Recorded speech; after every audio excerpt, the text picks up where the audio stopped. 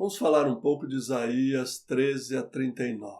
Sobre os capítulos 13 a 39, vou fazer brevíssimas observações, pois não é possível fazer uma análise de tamanha quantidade de textos neste material.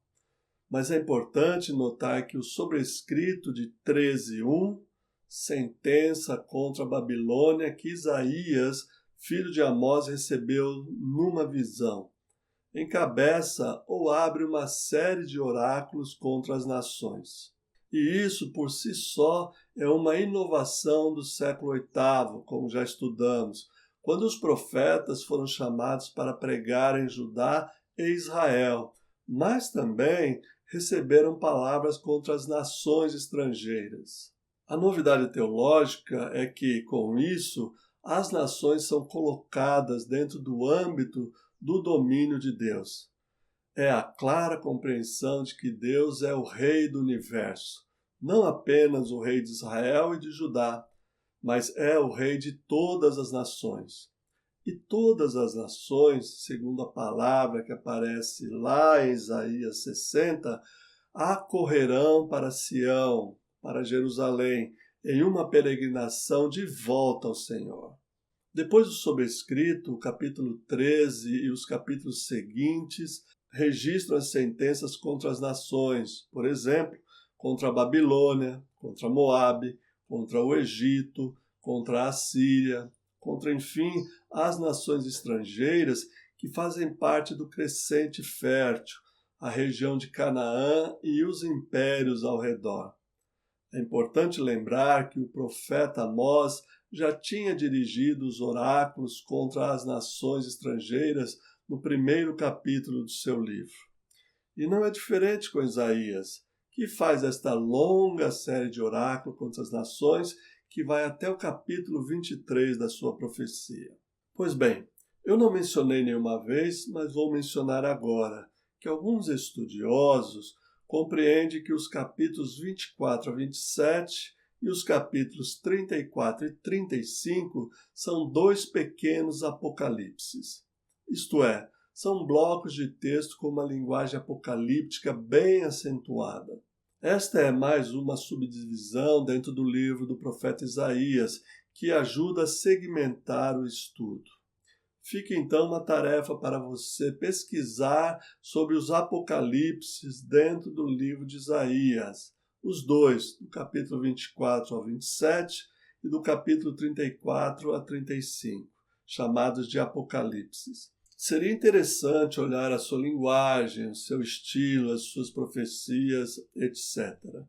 Seja como for, esses blocos são estilisticamente distintos entre os capítulos ou os textos de 13 a 39.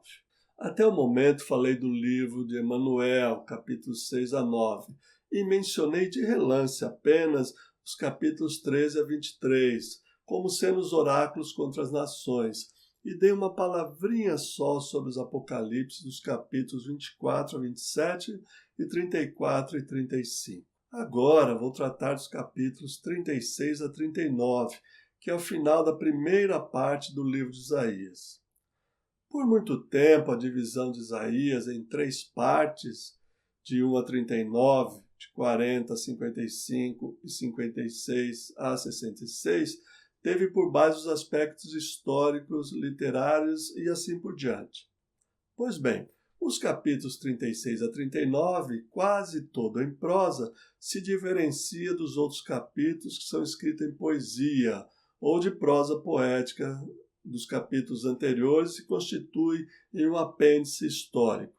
Eu digo apêndice, mas na verdade é o epílogo da história do profeta Isaías. Isto é, capítulo 36, 37, 38 e 39 vai falar do rei Ezequias e da sua doença, no prazo do acréscimo de 15 anos que Deus deu à vida dele.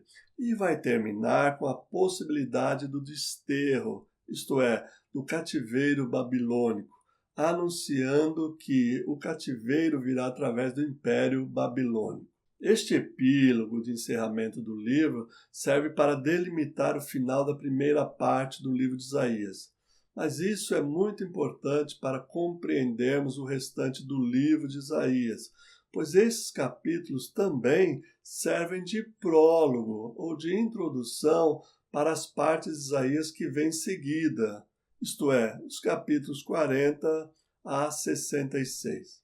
Você certamente já viu um filme de Bang Bang, né? Sabe aquela porta de salão que vai e volta? Os capítulos 36 e 39 de Isaías são essa porta de vai e vem. Você tanto pode ler para trás e ver o que levou ao desastre, como pode ler para frente, que trata da restauração de Israel. Este bloco histórico é uma dobradiça, pois permitem circular entre a primeira e as duas últimas partes do livro. Em uma palavra, é um epílogo, sim, na primeira parte, mas é também um prólogo, iniciando a segunda parte do livro de Isaías. Assim, há algumas coisas importantes a notar aqui.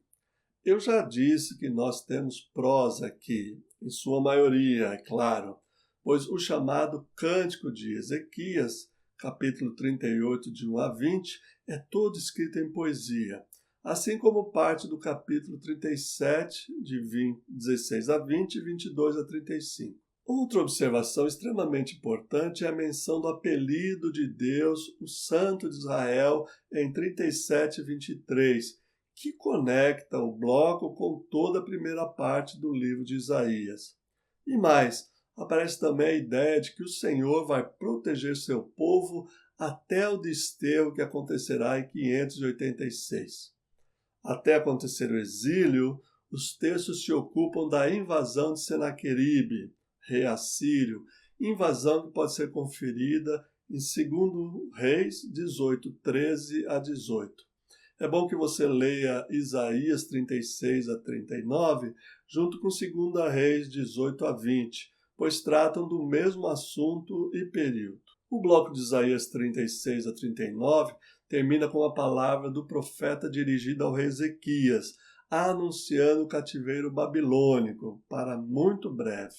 O bloco fecha com uma nota de Ezequias de que o seu reinado continuará em paz e segurança até a sua morte, que é narrado no segundo livro dos Reis 20, 20 e 21. A profecia final deste bloco anunciou a deportação do povo para a Babilônia. Por isso, é bom relembrar aqui o que já mostrei, que a primeira deportação aconteceu em 596, quando os exércitos babilônicos cercaram Jerusalém e levaram parte da população cativa.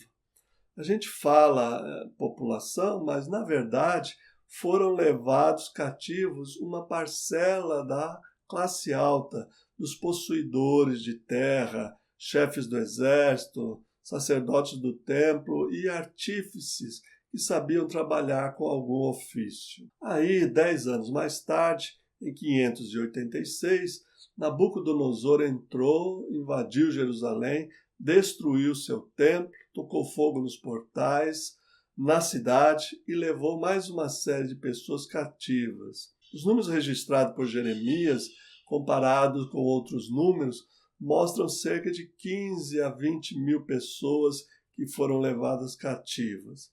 Eles também levaram cativos os utensílios do templo, que depois nós vamos ouvir falar nas histórias do livro de Daniel. Por exemplo, que ambienta os seus primeiros 6 capítulos justamente no reinado de Nabucodonosor. Daniel, aliás, é um exemplo dessa gente estudada da corte, gente da alta sociedade que foi levada cativa. Também destaca o fato de que a destruição de Jerusalém fez com que o povo perdesse todas as referências possíveis e imagináveis que eles tinham de nação. O território, pois foram expulsos da sua própria terra.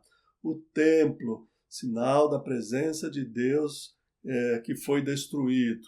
O rei e a monarquia, consequentemente, que foi deportado e mantido cativo. O rei Joaquim ficou na Babilônia como refém. O exército que foi esmagado. Todas essas instituições eram referenciais que davam identidade para a nação e nas quais o povo confiava quase cegamente. Se não fossem os profetas denunciá-las, eles ainda estariam acreditando nela. A catástrofe foi um marco tão doloroso e tão profundo na história de Israel, pelo menos dessa parcela do povo de Israel, que ficou registrada em diversos textos. A gente vai ouvir em Jeremias, em Ezequiel, em muitos salmos, por exemplo, o Salmo 137, composto e cantado pelos exilados que estavam na Babilônia. E, obviamente, Isaías 40, 55, que é, sem dúvida, o bloco de texto mais importante para nosso estudo, onde encontramos muitas narrativas a respeito da vida no cativeiro. Desta forma, temos um panorama da destruição, da desolação, da desertificação de gente, vamos dizer assim, e do que sobrou em Judá. E a triste história de quem foi para o exílio, para o cativeiro, preso, deportado, humilhado, conforme o profeta havia profetizado desde o primeiro capítulo, que as cidades ficariam destruídas, que Judá, Jerusalém, a Sião, seria deixado como uma choça no pepinal, como uma palhoça no meio da roça, uma cidade deserta e desolada. Portanto, parte da população ficou na terra e outra parte foi para o cativeiro. E é a segunda geração de cativos que são os protagonistas da segunda parte do livro de Isaías, e é nela que eu vou me concentrar a seguir.